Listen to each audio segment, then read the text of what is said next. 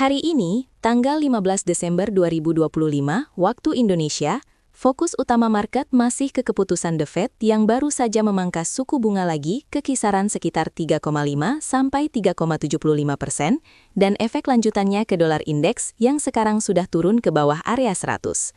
Sementara, imbal hasil obligasi 10 tahunan Amerika justru bertahan di atas 4%. Kombinasi dolar yang pelan-pelan melemah, tapi yield masih cukup tinggi ini, bikin pergerakan emas teks AUD jadi unik. Di satu sisi ada dukungan dari sisi mata uang, tapi di sisi lain, tekanan masih terasa dari sisi biaya peluang. Nanti kita bahas alurnya dari data, sentimen, sampai ke skenario buy dan skenario sell emas untuk hari ini secara lebih runtut di video ini. Sebelum masuk lebih jauh, perlu diingat dulu bahwa semua pembahasan di video ini sifatnya edukasi dan analisa pandangan pribadi. Bukan ajakan untuk trading, dan bukan juga saran keuangan resmi. Trading forex maupun emas itu mengandung resiko tinggi. Bisa menghasilkan keuntungan, tetapi juga bisa menyebabkan kerugian, bahkan sampai kehabisan modal jika tanpa money management yang jelas. Jadi apapun yang teman-teman lihat dan dengar di sini, sebaiknya dijadikan referensi untuk menambah wawasan, lalu tetap disaring lagi dengan analisa masing-masing, disesuaikan dengan gaya trading, toleransi resiko, dan kondisi keuangan pribadi. Karena keputusan masuk dan keluar market sepenuhnya adalah tanggung jawab masing-masing trader. Dari sisi kalender ekonomi hari ini, pagi tadi Jepang rilis indeks Tankan manufaktur besar kuartal 4 yang masih di zona positif. Artinya kepercayaan pelaku usaha di sana tetap cukup oke. Lalu menjelang siang, kita akan dapat data produksi industri dan penjualan retail dari Tiongkok untuk bulan November. Dua data ini penting karena kalau aktivitas pabrik dan konsumsi di Tiongkok melambat, permintaan komoditas termasuk emas bisa ikut tertekan, dan sentimen global cenderung lebih hati-hati. Sedangkan kalau datanya di atas ekspektasi, biasanya pasar cenderung risk-on, dolar bisa sedikit menguat dan itu sering jadi beban untuk emas dalam jangka pendek. Malam nanti ada inflasi tahunan Kanada yang bisa memicu pergerakan di sesi Amerika. Dan di hari-hari berikutnya, antrian data besar seperti non-farm payroll Amerika, data pengangguran, inflasi Amerika, keputusan suku bunga Bank Inggris, ECB, sampai Bank of Jepang, yang semuanya berpotensi bikin market lagi volatile. Jadi buat yang pegang posisi emas, sebaiknya aware kapan jam-jam rilisnya, karena harga bisa bergerak agresif tepat di sekitar jadwal news tersebut. Narasi makro pertama datang dari The Fed yang sudah 3 kali berturut-turut memangkas suku bunga acuannya. Terakhir, turun 1/4 poin ke kisaran sekitar 3,5 sampai 3,75%. Langkah ini diambil karena pertumbuhan lapangan kerja mulai melambat, sementara inflasi masih di atas target 2%. Dan Jerome Powell memberi sinyal, setelah rangkaian pemangkasan ini, The Fed akan lebih sabar dulu sebelum mengubah arah lagi.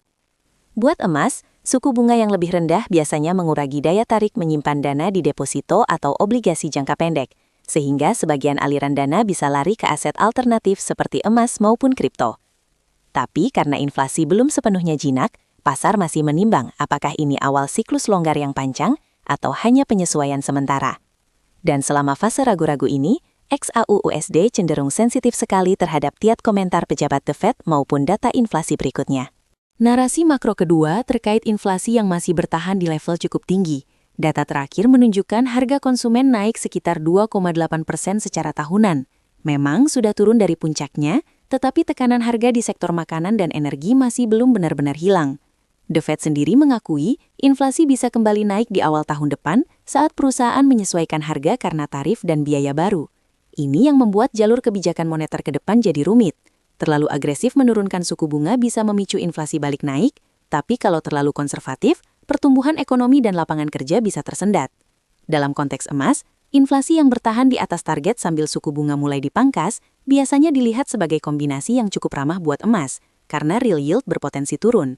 Dan sebagian investor global yang khawatir daya beli uang fiat tergerus akan mencari lindung nilai, baik ke emas fisik, XAUUSD, maupun sebagian ke aset kripto. Sehingga pada periode seperti ini, bias jangka menengah emas seringkali tetap konstruktif, meski di intraday tetap bisa ada koreksi tajam. Narasi makro ketiga adalah proyeksi pertumbuhan ekonomi Amerika yang dinaikkan The Fed menjadi sekitar 2,3% untuk tahun 2026. Namun di saat yang sama, data tenaga kerja menunjukkan sisi yang kurang nyaman. Pertumbuhan lapangan kerja melambat dan tingkat pengangguran sudah naik ke sekitar 4,4%, tertinggi dalam beberapa tahun terakhir. Beberapa pejabat The Fed bahkan mengingatkan ada risiko PHK yang lebih besar ke depan jika perusahaan mulai menekan biaya. Artinya, The Fed harus menyeimbangkan antara menjaga pertumbuhan dan menahan inflasi, dan ini bisa memicu fase naik turun sentimen risk on dan risk off yang cepat berganti. Untuk emas, ketika data pertumbuhan terlihat kuat, biasanya minat ke aset berisiko seperti saham dan kripto meningkat, sehingga emas sedikit tersisih. Tetapi kalau kemudian muncul kekhawatiran resesi kecil atau lonjakan pengangguran, permintaan emas sebagai aset aman kembali naik. Jadi kita bisa melihat periode di mana XAUUSD bergerak dalam range lebar dengan peralihan dominasi antara skenario buy berbasis ketakutan dan skenario sell ketika pasar kembali optimis. Kalau kita lihat pergerakan indeks dolar beberapa hari terakhir, DXY yang sempat bertahan di area 100,2 perlahan turun dan sekarang sudah berada di kisaran bawah 100, bahkan penutupan terakhir ada di sekitar 98,3 lebih sedikit. Pola candlenya menunjukkan rangkaian lower high dan lower low dengan bodi yang cenderung mengecil. Artinya tekanan jual di dolar masih ada, tetapi mulai melambat. Dan ini sangat nyambung dengan narasi pemangkasan suku bunga The Fed tadi. Dolar yang melemah secara perlahan biasanya juga haun segar buat emas karena secara sederhana harga emas dalam dolar terlihat lebih murah bagi pemegang mata uang lain. Sehingga secara teknikal, ketika DXY terus gagal menembus kembali area 100 dan malah memantul turun, peluang skenario buy di emas cenderung lebih mudah berkembang. Sedangkan kalau sewaktu-waktu dolar berbalik menguat tajam karena data Amerika sangat kuat, misalnya NFT jauh di atas ekspektasi atau inflasi melonjak, maka skenario sell emas sering muncul bersamaan dengan candle DXY yang naik tajam dan harga XAUUSD tertekan kuat. Imbal hasil obligasi 10 tahunan Amerika dalam beberapa sesi terakhir bergerak naik pelan dari kisaran mendekati 4% ke sekitar 4,2%. Range harian tidak terlalu lebar, tetapi kenaikannya konsisten. Ini menggambarkan bahwa meskipun The Fed sudah menurunkan suku bunga jangka pendek, pasar obligasi masih meminta imbal hasil yang cukup tinggi untuk tenor panjang karena melihat risiko inflasi dan ketidakpastian ekonomi. Secara sederhana, yield obligasi ini adalah alternatif parkir dana yang memberi kupon rutin, berbeda dengan emas yang tidak memberikan bunga sama sekali. Jadi, ketika yield 10 tahunan naik, biaya peluang memegang emas makin besar, dan tekanan masih terasa di sisi atas XAUUSD. Sebaliknya, kalau yield mulai turun tajam, misalnya karena pasar mulai pricing in penurunan suku bunga lebih agresif atau ada kekhawatiran resesi, investor cenderung mau melepas obligasi dan sebagian dananya lari ke emas. Analoginya seperti orang memilih antara deposito berkupon atau menyimpan emas di brankas. Semakin mahal kuponnya, semakin berat emas mengejar kenaikan, dan sebaliknya. Sekarang kita masuk ke konteks teknikal emas. Saat ini, XAUUSD berada di area sekitar 4.300, mendekati garis atas Bollinger yang kurang lebih di kisaran 4.315,83. Indikator RSI 7 sudah sangat jenuh beli di sekitar 94,7, sementara RSI 14 mulai mendatar di kisaran 71,95. Ini menggambarkan kenaikan yang cukup ekstrim dengan potensi kelelahan. Ditambah beberapa candle terakhir mulai melebar shadow atasnya, tapi bodi tidak terlalu besar, menandakan harga bergerak agresif namun mulai sering ditahan seller di atas. Dengan kondisi seperti ini, rencana yang ada melihat area sekitar 4.302,12 sebagai zona kunci, di mana risk-reward skenario sell dinilai menarik, dengan batas risiko tidak jauh di atas band atas sekitar 4.316, dan potensi pantulan turun bertahap ke area 4.285, lalu 4.250, hingga sekitar 4.216 yang berdekatan dengan middle Bollinger dan swing low terakhir. Ini bisa menjadi gambaran bagaimana market bereaksi jika koreksi sehat benar-benar terjadi. Di sisi lain, skenario buy tetap perlu disiapkan. Misalnya jika harga justru mampu tutup kuat di atas kisaran 4.316 dengan volume yang meyakinkan dan RSI mulai keluar perlahan dari area jenuh tanpa divergensi bearish baru, maka banyak trader akan menunggu pullback ke sekitar 4.315 sampai 4.302 untuk melihat apakah area ini berubah fungsi menjadi support baru, sebelum melanjutkan tren naik menuju high yang lebih tinggi di atas 4.330.